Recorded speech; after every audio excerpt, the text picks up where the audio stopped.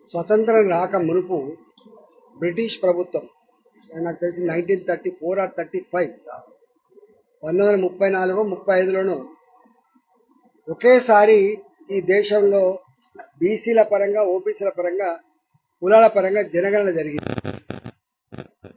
1947లో ఈ దేశానికి స్వతంత్రం వస్తే ప్రతి 10 సంవత్సరాలకు ఒకసారి జనాభా లెక్కలు తీస్తే ఆ జనాభా లెక్కలలో ఎస్సీల పాపులేషన్ యథాతథంగా వస్తూ ఉంది లెక్కలోకి. కానీ ఓబీసీల పాపులేషన్ కానీ ఇతర కులాల పాపులేషన్ ఎప్పుడు రాలేదు. మొన్న ఈ మధ్య కాలంలో ఇక్కడ రేవంత్ రెడ్డి గారు ఈ ఒక్క రాష్ట్రంలో ఏదో చేయాలని చెప్పి ప్రయత్నం చేస్తే దానికి శాంటిటీ లేదు, దానికి ఒక చట్టబద్ధత లేదు, దానికి ఒక సైంటిఫిక్ పద్ధతి లేదు. చేసి బయటపడితే గయ్యి లేచి మా జనాభా 52%, 53% మేముంటే నీ 42% నీకు ఎట్లా వచ్చింది బిడ్డ అని చెప్పి ఇది తప్పుల తడక. ఇది కేవలం నీ ఓట్ల కోసమో నీ ముసలి కన్నీరు కాచడం కోసం చేస్తున్నారు తప్ప నిజమైన కులగణన కాలేదని చెప్పి అందరూ దానికి వ్యతిరేకంగా మాట్లాడిన విషయం మీకు తెలుసు. ఇది తప్పుల తడక అని చెప్పి దీన్ని బంగాళాఖాతంలో ఏమని చెప్పి చెప్తున్నాయి. ఇవాళ భారతీయ జనతా పార్టీ నరేంద్ర మోడీ గారు మొట్టమొదటిసారిగా దేశంలో క్యాబినెట్ మినిస్టర్స్ గా 75-76 మంది ఉంటే 27 మంది ఓబీసీలను మంత్రులు చేసే చరిత్ర కూడా భారతీయ జనతా పార్టీకి మాత్రమే దక్కింది. మిగతా వాజ్పేయి గారు ఫస్ట్ ప్రధానమంత్రి గారు అయితే మొట్టమొదటి రాష్ట్రపతి అబ్దుల్ కలాం గారు ఆయన ఒక మైనార్టీ బిడ్డనే రాష్ట్రపతి అయింది. నరేంద్ర మోడీ గారు ప్రధానమంత్రి అయిన తర్వాత ఒక దళిత బిడ్డ రామ్నాథ్ కోవింద్ గారు దేశానికి రాష్ట్రపతి అయింది. ఈ దేశం ఎవ్వరు ఊహించినటువంటి వ్యక్తి, కళ్ళ కూడా ఊహించినటువంటి వ్యక్తి, ఒక ఆదివాసీ అడవి బిడ్డ ముర్ము గారు దేశానికి రాష్ట్రపతి.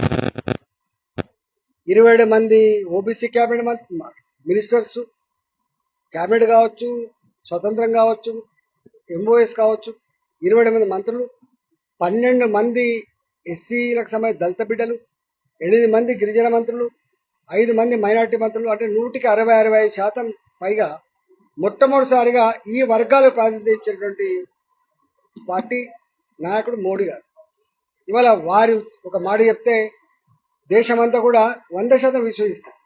వీళ్ళు చెప్తే ఒక మాట విశ్వసించలేదు. ఈ దేశంలో 77 సంవత్సరాల పరిపాలనలో 48 సంవత్సరాల కాలం పాటు కాంగ్రెస్ పార్టీ పాలిస్తే ఏనాడు కూడా ఈ దేశంలో ఓబీసీల జనాభా లెక్కలు తీయాలన్నటువంటి సోయి లేదు మీకు. ఒక్క సంవత్సరం 8 సంవత్సరాలు కాదు, 48 సంవత్సరాలు పాలించింది మీరు లేదు. అంటే అధికారంలో ఉన్నప్పుడు ఒక రకంగా, అధికారం లేకపోతే ఒక రకంగా. ఒడ్డెక్కదాకా ఓడమల్లప్ప, ఒడ్డెక్కినాక బోడమల్లప్ప.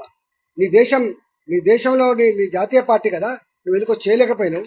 ఏదో తెలంగాణని చేస్తా అని చెప్పి మొదలుపెట్టి అది అబాస్పాలైపోయిన తర్వాత ఇప్పుడు మోడీ గారు క్యాబినెట్ లో ఎందుకు ప్రజల యొక్క ఆవేదన ఏదైతే ఉందో, దుఃఖం ఏదైతే ఉందో, వాళ్ళ కోరిక అయితే ఉందో తీర్చడంలో తప్పేముంది. ప్రజల చేత ఎన్నుకోబడ్డ ప్రభుత్వం కాబట్టి వాట్ ఈజ్ రాంగ్ ఇట్ అని చెప్పి వారే స్వయంగా క్యాబినెట్ డిసిషన్ తీసుకొని దేశంలో అన్ని రాష్ట్రాలలో జనాభా లెక్కలతో పాటుగా కులగణన కూడా చేయాల్సిందే అని చెప్పి వారు చెప్పిండ్రు. అట్లా మహిళా రిజర్వేషన్ కూడా ఉంది. ఇలా అదేవిధంగా ఇంకా మాకు 1 నేషన్ 1 ఎలక్షన్ పోయే ఆస్కారం ఉంది. రీఆర్గనైజేషన్ కూడా జరగాల్సిన అక్కడ ఉన్నది.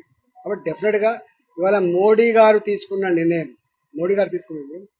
ఈ దేశంలో ఉన్నటువంటి అణగారిన వర్గాలు కావచ్చు, ఇవాళ ఓబీసీలు కావచ్చు, ఈ రాష్ట్రంలో పిలువబడే బ్యాక్వర్డ్ క్లాసెస్ ప్రజానికానికి ఒక మంచి పరంగా మేము భావిస్తా ఉన్నాం, దీన్ని స్వాగతిస్తా ఉన్నాం. ఇలా కూట్ల రాయితీ రేట్ల రాయితీ పడిగా ఈ రేవంత్ రెడ్డి గారు ఇక్కడ కాంగ్రెస్ పార్టీ కొత్తగా అధికారం రాలే. ఇంతకు చెప్పినట్టుగా ఈ రాష్ట్రంలో కూడా 40 సంవత్సరాల పైన కాంగ్రెస్ పార్టీ పాలించింది. ఎన్టీ రామారావు గారు వచ్చేంత వరకు ఇక్కడ పరిపాలించిన పార్టీ కాంగ్రెస్ పార్టీ. దేశంలో అక్కడక్కడికి జనతా పార్టీ ఉండొచ్చు, కానీ ఇక్కడ అది కూడా లేదు, అంత కాంగ్రెస్ పార్టీ ఉంది. కాబట్టి మీరేదో మీకు మీరే గొప్పలు అనుకొని మా వల్లనే వచ్చిందని చెప్పి మీరు మాట్లాడితే మిమ్మల్ని చూసి నవ్వుకుంటే సమాజం, సిగ్గుపడితే సమాజం.